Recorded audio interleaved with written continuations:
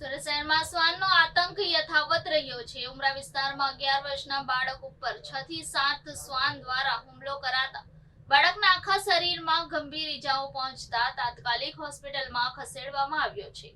શ્વાનના આતંકને કારણે દેશના જાણીતા કારોબારી અને વાઘ બકરી ચાના માલિક પરાગ દેસાઈનું અવસાન થયા બાદ તંત્ર આ પ્રકારની ઘટનાઓને લઈને જે તે સમયે સતર્ક દેખાયું હતું, પણ સમય સાથે સતર્કતા નબળી પડી રહી છે।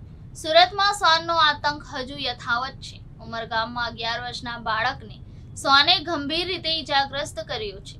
ઉમરગામ વિસ્તારમાં 11 વર્ષના બાળક ઉપર 6 થી 7 શ્વાન દ્વારા હુમલો કરવામાં આવ્યો છે। ઘટનામાં બાળકને ગંભીર ઈજાઓ પહોંચી છે।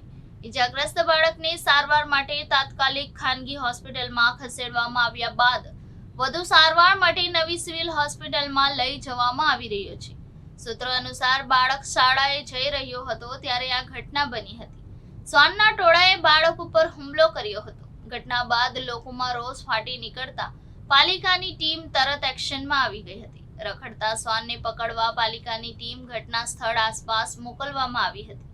બાળક પર 15 જેટલા શ્વાન દ્વારા હુમલો કરાયો હોવાનું બાળકનો બચાવનાર એક સ્થાનિકે જણાવ્યું હતું। આ સાથે તેમણે ઉમેર્યું હતું કે જો હું ટાઈમસર પહોંચ્યો ન હોત તો બાળકનો જીવ જોખમમાં મુકાઈ જાય તેમ હતો।